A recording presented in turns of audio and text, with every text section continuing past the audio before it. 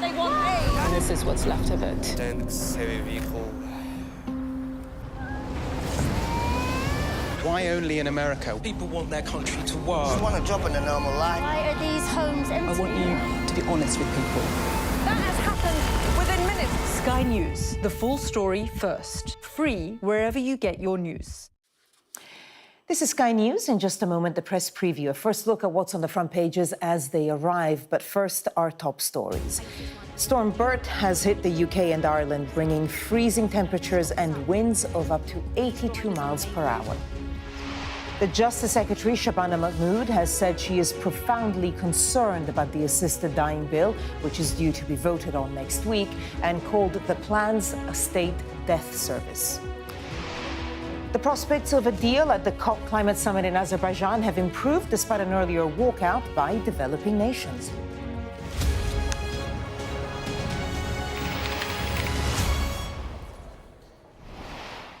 Hello there, you're watching the press preview, a first look at what's on the front pages as they arrive. In the next half hour, we'll see what's making the headlines with Theo Usherwood, political journalist, and Nancy Fielder, editor-in-chief of nationalworld.com. Welcome both.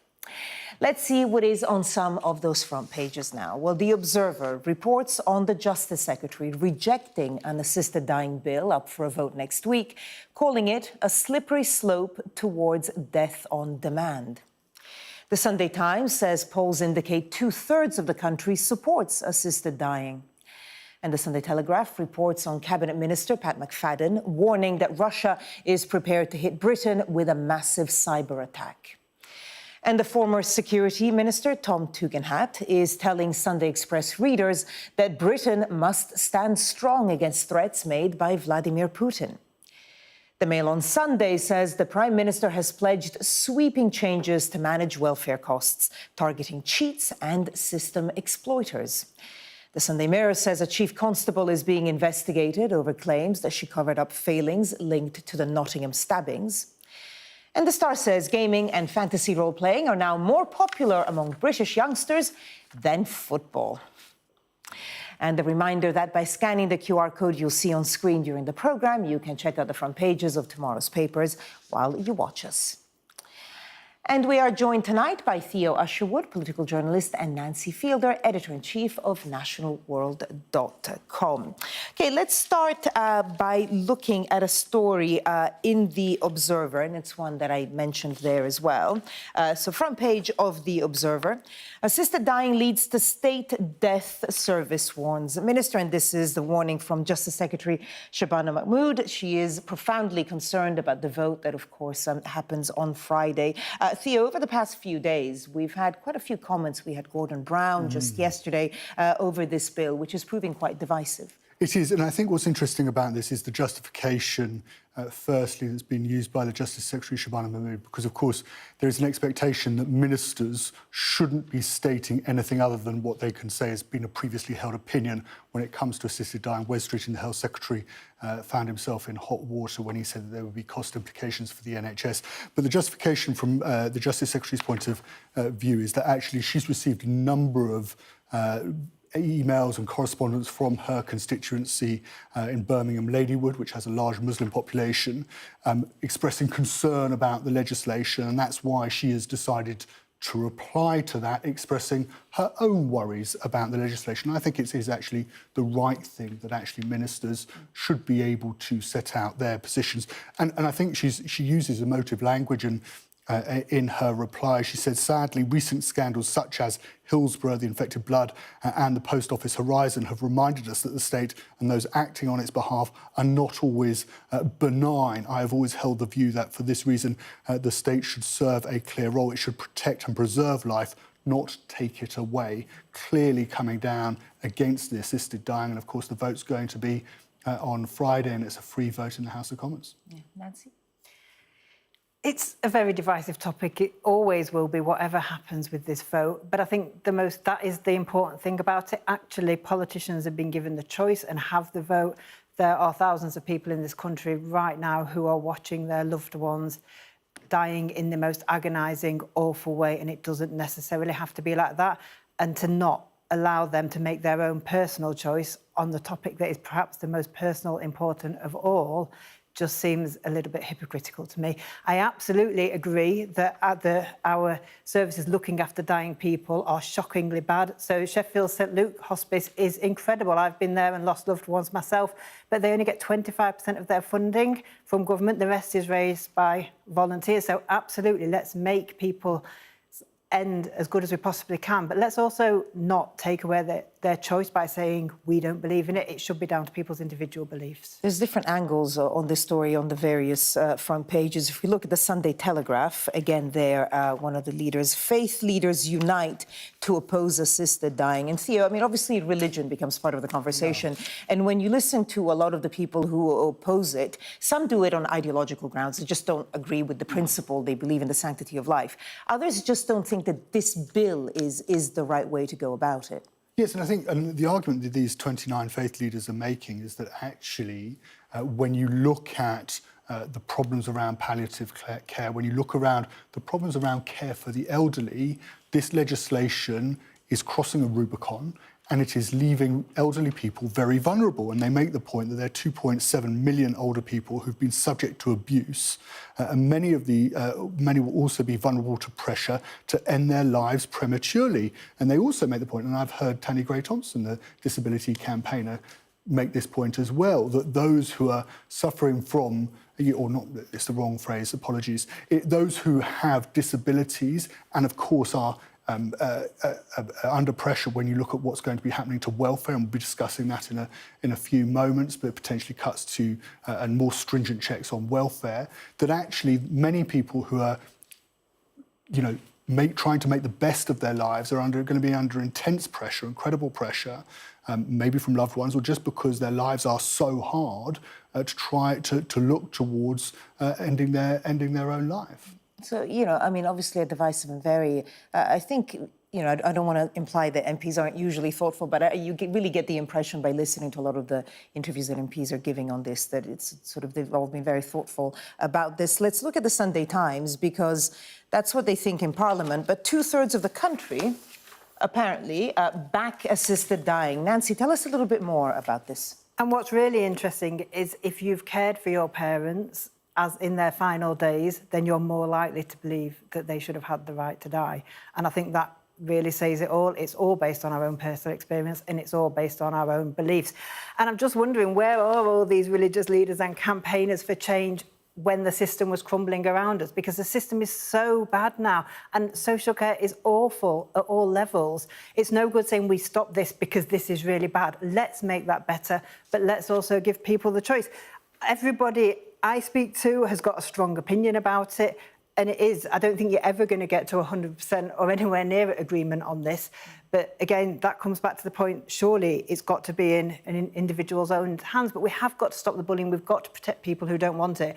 And hopefully the law is going to be strong enough. They need to make sure it is. And Theo, Nancy, just stay with us a second, because we do have some breaking news coming in from Azerbaijan, and that is that COP29, the climate change summit, has approved a deal on the climate finance target. I think we can listen to the moment when the deal was approved.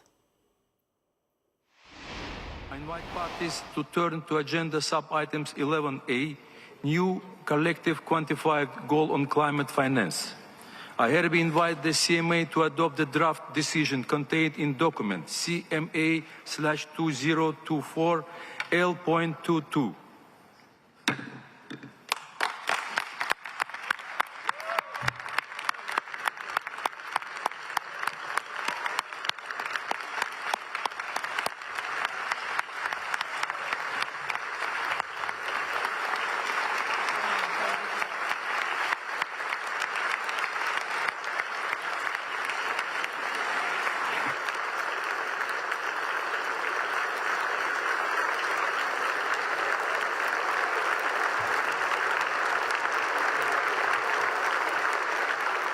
So scenes there, latest pictures coming in from Azerbaijan, Baku, where a deal has been approved on climate finance target, COP29. Now, this is about how much money developed nations should give developing nations for them to curb and adapt to climate change. And there had been various numbers. The sort of poorer countries wanted $1.3 trillion a year. The original figure proposed had been only $100 billion a year, but they have now come to a compromise. And of course, there was at any rate enormous pressure to come to some kind of deal as this summit happens under the shadow, in a sense, of an imminent Donald Trump presidency. Now, we are hoping to speak to our climate reporter, Victoria Seabrook, who is going to be live for us at the summit in Azerbaijan. Until we get her, let's go to Theo and Nancy. I mean, Theo, you know, these summits are easy to criticize, but they have come to some kind of agreement. We're going to get the details from Victoria. But like I said, a lot of pressure on this particular one because literally days before they all headed to Azerbaijan, Donald Trump was elected. Yes, and you'd question, you know, given the fact that the president of China wasn't there, the president of India wasn't, the Prime Minister of India wasn't there. Keir Starmer, when he attended for a very short amount of time, cut quite an isolated figure at this summit. Obviously, there's been some agreement. It'd be very interesting to hear what your correspondent has to say about the significance of this. But actually, you know, in terms of the leadership, the global leadership, this summit was severely lacking, given that we didn't have, you know, from the world's, you know, the countries in the world which pollute the most, we didn't have the leadership of those countries at this summit. Not least, of course, Donald Trump is the incoming president of the United States, and he has expressed significant scepticism about net zero targets. Absolutely, and I mean we are hearing that the number agreed is around $300 billion, and I think we can also cross live now to Azerbaijan and speak to Victoria Seabrook, who is live there for us. Victoria, tell us the details of this deal. Well, COP29 has just been brought back from the brink of collapse where it was earlier. They have finally just signed off on this elusive, most elusive of deals, a climate funding target to pay for climate measures in developing countries. They've agreed to channel $300 billion a year by 2035. That's from rich countries to vulnerable nations that are, research has shown, disproportionately bearing the impacts of climate change, reeling from the costs of worsening flood and drought. And it will also help them to ditch fossil fuels, to curb climate change.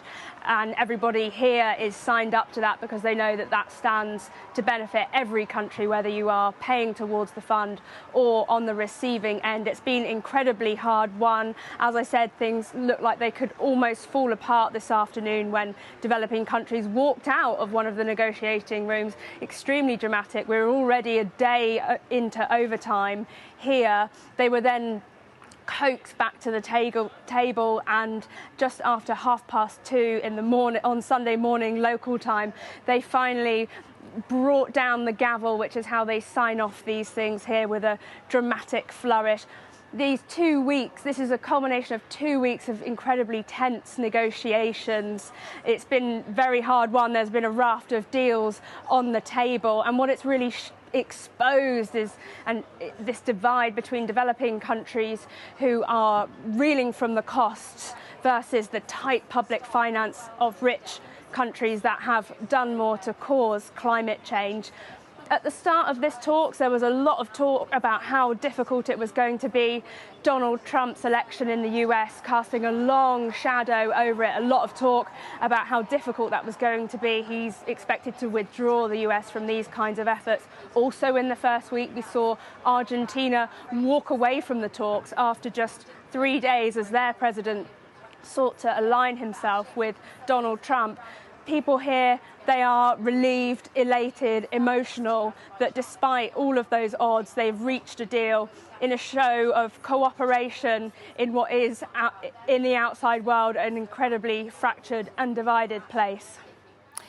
Victoria Seabrook with the latest on that deal that has just been agreed at COP29. Victoria, for the moment, thank you. And coming up, we'll go back to the press preview and tell you how drinking trends are changing across the UK. Stay with us.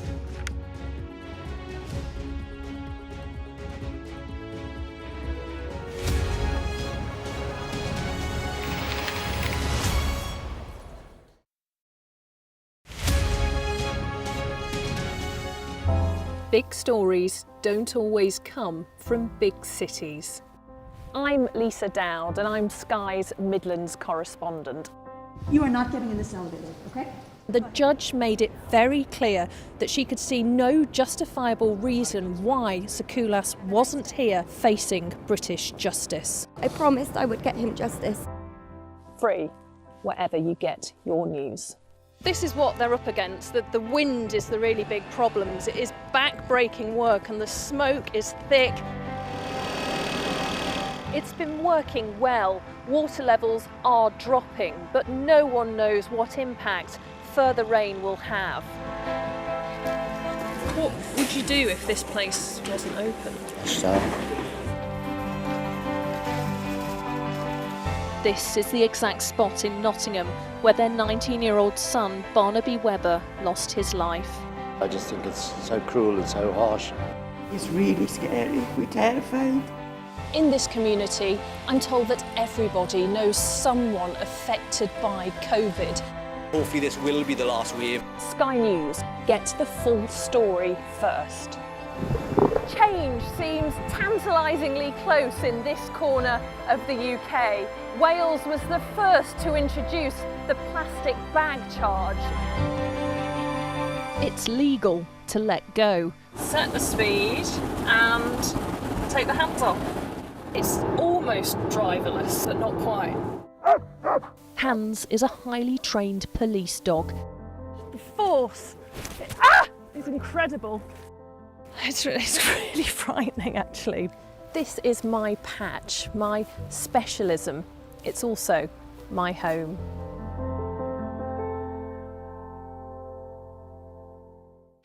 There's always more to the news than a headline.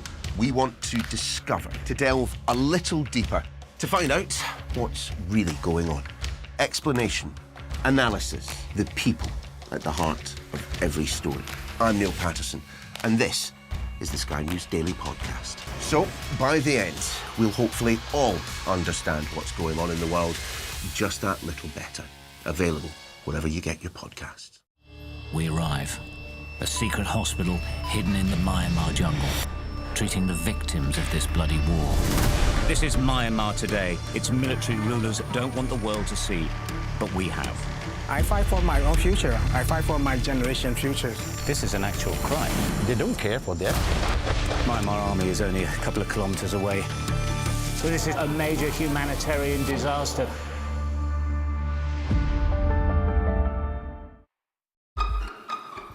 We've got your Sunday mornings covered. From the front page and the sounds of the streets to the voices of the people who make the major calls and big picture politics beyond Westminster. We'll put you at the heart of our story. A new start to Sunday. I'm ready. Are you? Join me, Trevor Phillips, Sunday mornings on Sky News.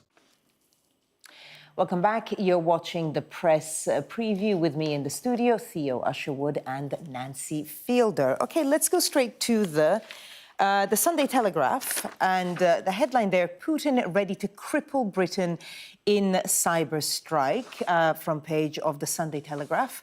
And, I mean, obviously, we've seen things escalate in Ukraine. And people have long suspected that one of the ways that Russia may retaliate wouldn't necessarily be on the battlefield, but also through cyber strikes. And here's a warning from a minister. What are the details, Theo?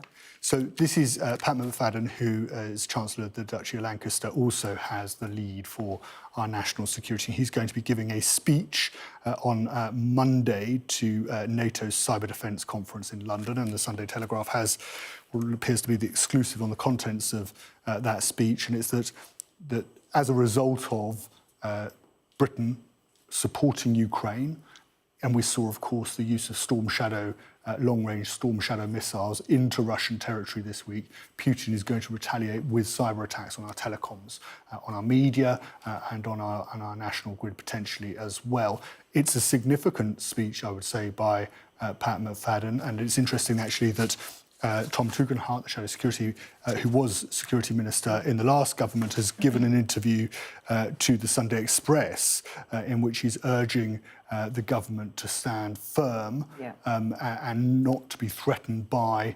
Putin's rhetoric. And of course, we saw Putin as a response launch that intercontinental ballistic missile into Ukraine and threatening to take it even further, possibly even striking targets in Poland. So I think Tom Tugendhat is saying, actually, we need to continue with our current course. Yeah, and that front page of the Sunday Express, Theo, you were just mentioning there. Nancy, how do you see this?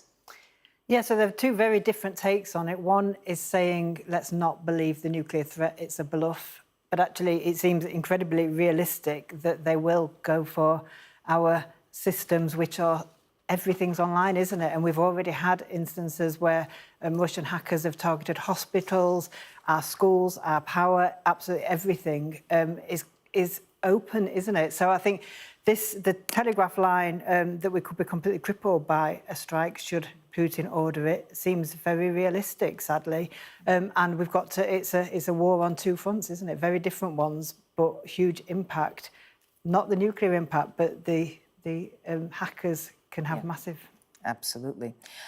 Let's end the press preview with a slightly lighter note. The Sunday Times front page.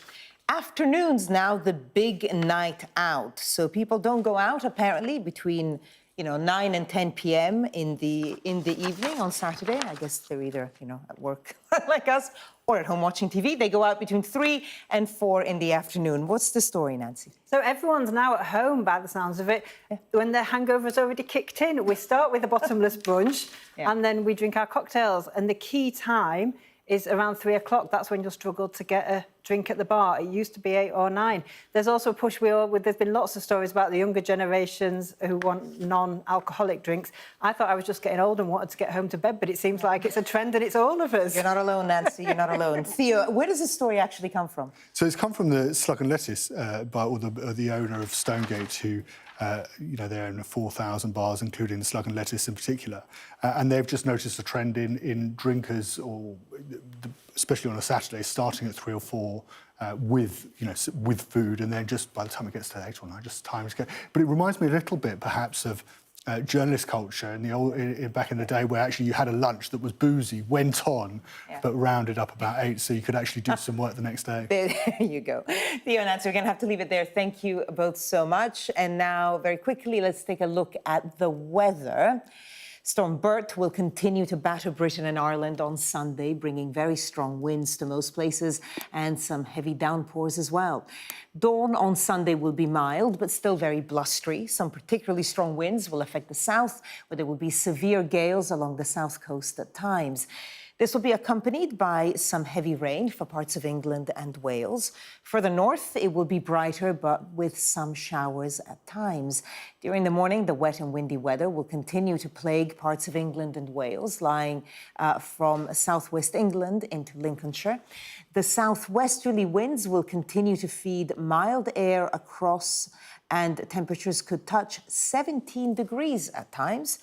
Now, to the north, showers will continue to rattle in on some very brisk winds. Those winds are expected to strengthen during the afternoon, touching even storm force at times. On Monday, it will be a bright, blustery day for most, with sunshine and showers. Coming up next on Sky News at 11, a man is killed by a falling tree as Storm Bert batters the UK. Play Sky News. From the Sky News Centre at 7. Now that you're up to date, we can go into a bit more detail. Things can change incredibly quickly. Taken by surprise. Have you ever known a moment like this in British politics before? Yes. Cheers. We'll start with breaking news. Let's get the latest on the ground. So, by the end, we'll hopefully all understand what's going on in the world just that little better.